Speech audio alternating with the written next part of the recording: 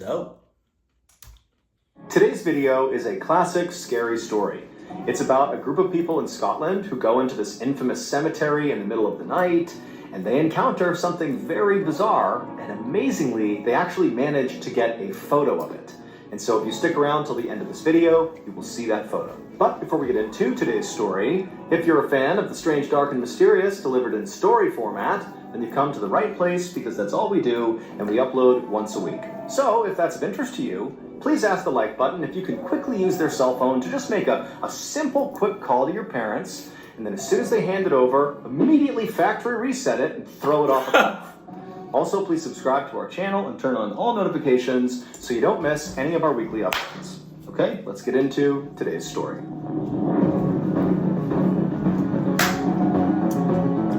Dice roll.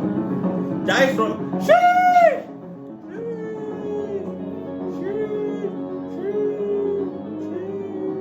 Late one night in November of 1999, a 66-year-old minister named Colin Grant opened up the iron gates of a cemetery called Greyfriars Kirkyard. This cemetery was one of the oldest and most famous cemeteries in Edinburgh, Scotland. Now, the cemetery was basically pitch black. However, there were a few old iron lanterns that lined the cobblestone path that cut through the cemetery. And so Colin pushed open these big gates, and he stepped onto this path, and he began walking, and on either side of him, for as far as he could see, were all these headstones, some of which dated back. I don't care how long they dated back. Edgar could have died 2 minutes ago. He buried right then and there. Or he could have died thousands of years ago. I don't give a cluck. You in a cemetery. The 1600s. And as he kept walking, he could see up ahead, even in the darkness, the huge Gothic-style church that sat right in the center of the cemetery. Hell no! At first glance, this cemetery just kind of looked like a pretty typical old cemetery, albeit a pretty spooky one. But to Colin, he knew there was far more than just a graveyard here. Deep underground in this cemetery, below where all the people had been buried at their headstones, was basically another cemetery. There was like this mass burial pit that the cemetery had been built on top of. And in this lower level cemetery, which in no way was marked, I mean, this is basically a hidden mass burial. So it's a cemetery on top of a cemetery.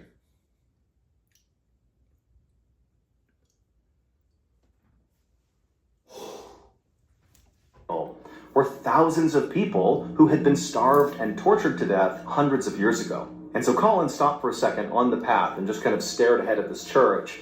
And for a second, he thought about just turning and leaving because he did not want to be here. He was really only here because the city had begged him to come here.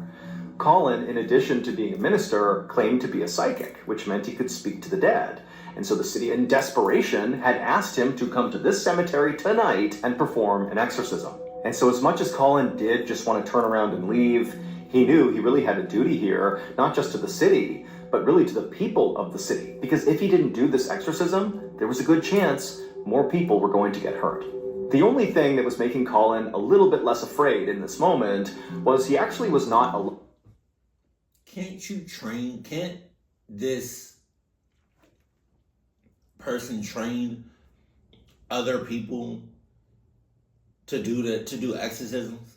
He can't be the only one. If I was him, I'm training other people to do the cluck shit, and then I'm gonna lay low, get off the grid, and start a YouTube channel, reactions. I'm not doing this. I'm not doing it. That's crazy. I can't be the only one. I'm not gonna be the only one. Best believe. In the cemetery. There were two people with him. There was a journalist and a photographer from a local newspaper who were basically tagging along to document this exorcism. And so after taking a minute to compose himself, Colin continued walking deeper into the cemetery with these two following behind him. And then before reaching the big church, Colin left the path and began cutting through the grass, passing by different headstones, on the way to perhaps the most infamous building in the entire cemetery, the Black Mausoleum. The Black Mausoleum was this tall stone crypt with a rounded top that had been built sometime in the late 1600s. And as Colin got closer to this pretty creepy looking building that sat basically on the side of the cemetery, Colin began to feel this really intense sense of dread come over him. And the closer he got, that dread began to kind of manifest itself in like a pit in his stomach.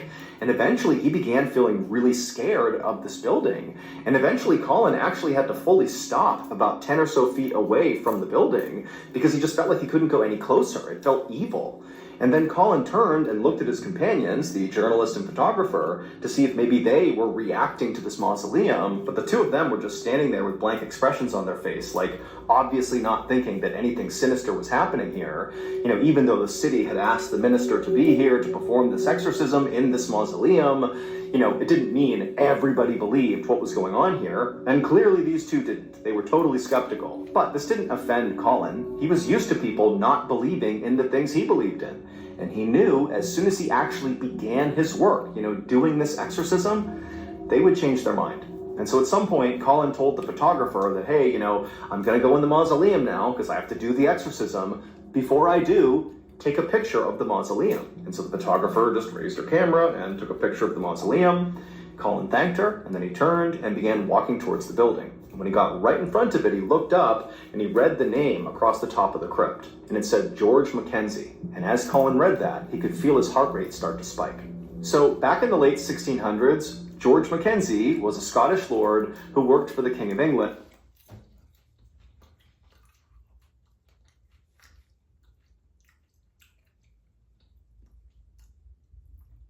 Hair is on point right now.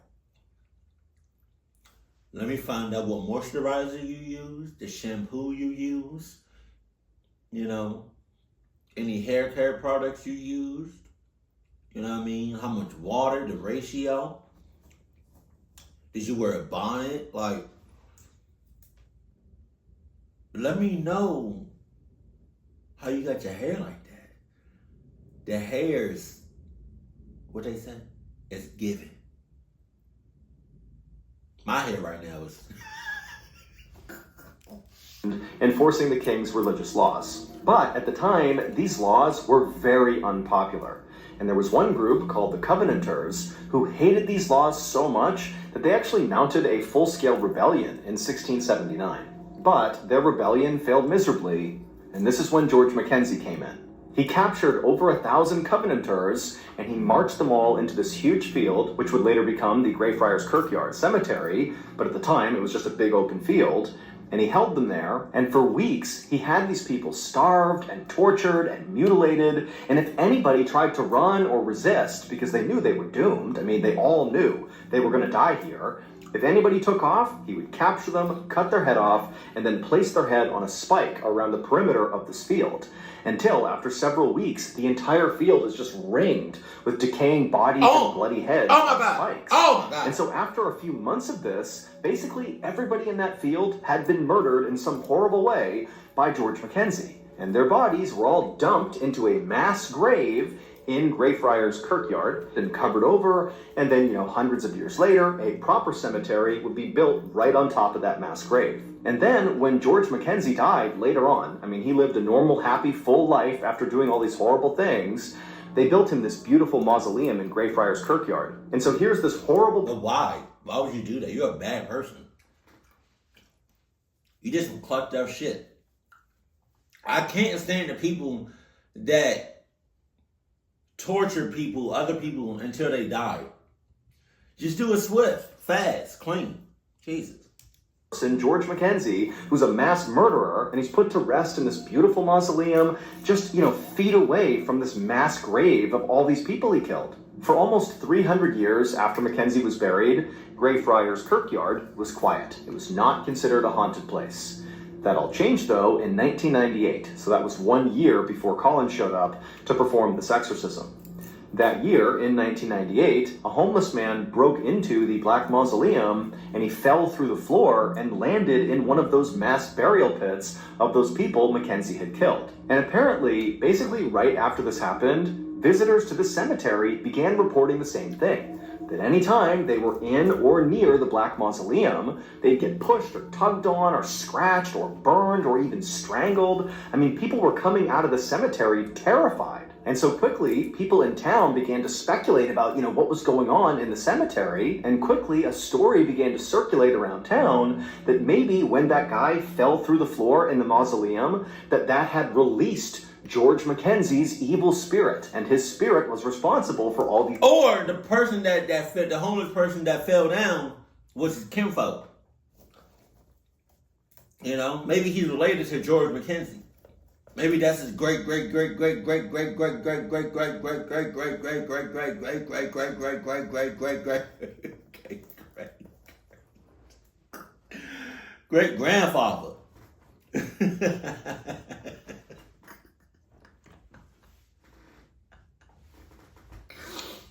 Oh my God! How many generations did I just say? Great. Attacks. And so it went on like this for about a year until finally this young woman was found outside of the Black Mausoleum, unconscious, looking like she'd been strangled. And when she came to, she had no memory of what happened. And so people assumed this had to be another attack by the spirit of George Mackenzie. And so by this point, the city was totally fed up with this. They didn't know what to do. And so they said, you know what? Let's just try an exorcism. Let's have someone go into that mausoleum and literally confront the spirit of George Mackenzie and banish him. Get him out of here and stop this madness. And so ultimately Colin was hired to perform this exorcism. Shit about to hit the fan. Thank you to BetterHelp for sponsoring today's video. As a kid, whenever... Mr. Bonner, I love you.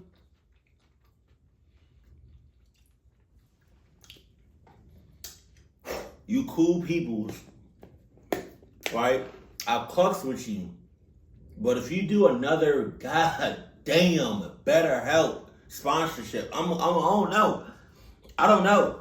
I lost count how many times you have been sponsored by BetterHelp. Jesus Christ. As Colin stood there, reading the name George Mackenzie and mentally preparing himself to go inside of this horrible place, he realized he just couldn't do it. This was too much. And so Colin is just standing there feeling totally stressed out. He's embarrassed. He feels like a coward. He has no idea what he's going to say to the photographer and journalist who've literally come out here to document what he's going to do, and now he's not going to do it. But as Colin turned around to basically blurt out this really embarrassing news that, hey guys, we got to leave, he realized he actually knew something else he could do that in many ways might actually be better than going into this mausoleum and doing an exorcism. And so without saying anything, Colin just turned and began speed walking over to this big field that was not too far away from the Black Mausoleum. And when he got there, he just began chanting prayers and walking in circles, flicking holy water, didn't explain anything he was doing to the journalist and the photographer who'd followed him over there and are just watching him like, what's going on here? They got no idea. He's not clarifying. And for hours, this is what he did. He just kind of paced in this field, just kind of doing what looked like stereotypical, exorcism type behavior. And that's what the journalist and the photographer assumed he was doing. And so as Colin did whatever he was doing in this field, the photographer, whose name was Susan Burrell, just began doing her job, again, thinking that he was doing the exorcism. And so she just started taking pictures of him. And then finally, around 2 a.m., so again, this has been hours of Colin doing this thing he's doing, Colin just abruptly stops and walks over to Susan and the journalist, and Colin looks horrible. He's totally haggard, his hair's all disheveled, he's sweating, he's pale, and his head is down, and he says to the two women, "I failed."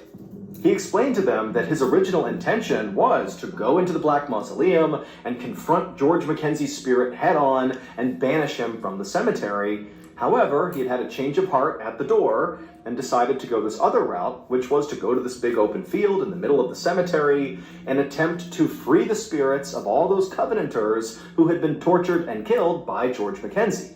Colin's thinking was, if I can free all of these poor tortured souls, that maybe once they're gone, George Mackenzie's spirit will also go away. And while, according to Colin, he was able to free, 200 some odd trapped souls, he said there were many more that still needed to be freed, and he just didn't have the strength. Like, he couldn't do this right now. And so he said, I have to rest and do this at another time. Now, the journalist and the photographer were totally over this and did not care at all. It's 2 a.m. They don't really understand what he was doing. They don't really know if this was the exorcism or if it was something else. But to them, they're like, okay, fine, we'll get out of here. It's late. It's not a big deal.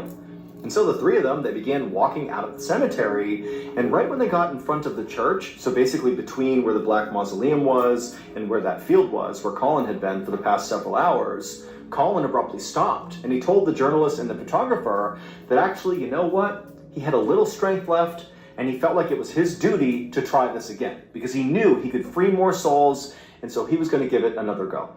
And so the journalist and the photographer are like, okay. And so Colin, he gets out his Bible and he begins kind of doing the same thing he was doing out in the field, walking around, chanting Bible verses, spraying holy water all around. And then at some point, for reasons he did not explain to either Susan or the journalist, he pulled out 12 candles from his backpack that he had brought along, and he put them in a circle on the ground right in front of this church. It also encompassed this big Celtic cross that was on the ground. And Colin was inside of this circle, and he lit all these candles, and the whole time again, he's chanting out these Bible verses, and he stands up, and right after all the candles have been lit, suddenly Susan and the journalist noticed that the candles begin to flicker. And it's not windy at all inside the cemetery. Like, they shouldn't be flickering. And at the same time, Colin seemed to sense that something was happening around him, and he turned his whole body, his whole presence, and he looked over at the black mausoleum and began chanting these Bible verses louder and louder, like he was aiming them at the black mausoleum. And as he was doing this, the candles were flickering more and more and more, and at some point Colin actually picked up one of these candles and kind of held it out at the black mausoleum. And so at this point, the journalist and the photographer, Susan, they're sensing that something weird is happening here. Like, this is... You're at a cemetery. The moment you step foot on it, it's all weird. It's all sus. It's all clucked. It's all weird. It's all shits. I'll tell you what though. If I was either the journalist or the photographer, I'm dressing head to toe Adidas and everything, everything, glasses, lotion, underwear, socks, everything from head to toe, inside and out. Because when shit hit the fan, I'm out that mother clucker. Spooky what they're seeing. Like, why are the candles flickering? What's going on with Colin? Like, what's happening here? And for a minute, the two of them kind of abandoned their actual job, which is to document what they're seeing, and they just stood there kind of witnessing this totally bizarre event. But then Susan sort of broke out of it. She lifted up her camera, and right as Colin is passionately chanting out these verses, she takes a picture of him, and the second she does, the flash lights up the cemetery, and then after the flash goes away, Colin, it was like the light went out on him, and he just crumpled to the ground. And so the journalist immediately ran over to Colin to see if he was okay, and Colin, who's like barely conscious at this point, he just kept repeating, "This is going to kill me. This is going to kill me." And so Susan was about to run over and join her colleague and make sure Colin was okay, but before she did, she glanced down at her camera to see the picture she had taken of Colin right before he collapsed. And as she glanced at it, she couldn't believe what she was looking at. At first she thought, maybe this is some trick of the light, like this can't be right. But then she zoomed in on the photo, and when she looked closely, she screamed. Here's the photograph that Susan took. As you can see, Colin the minister is standing there with the candle outstretched, and behind him is the big church, and on the church, on the left side, there are windows. Now, this church was locked up. Nobody was inside the church at the time. But you can clearly see in the left window, there is a figure in that window looking out at Colin. Now, of course, this is not evidence enough to make everybody believe that, oh, that must be George Mackenzie's spirit. It's something. It's something. It's somebody. Somebody's in that window. It's something. It's something. It's something. It's something. It's something. Staring out at Colin, he's the reason Colin collapsed.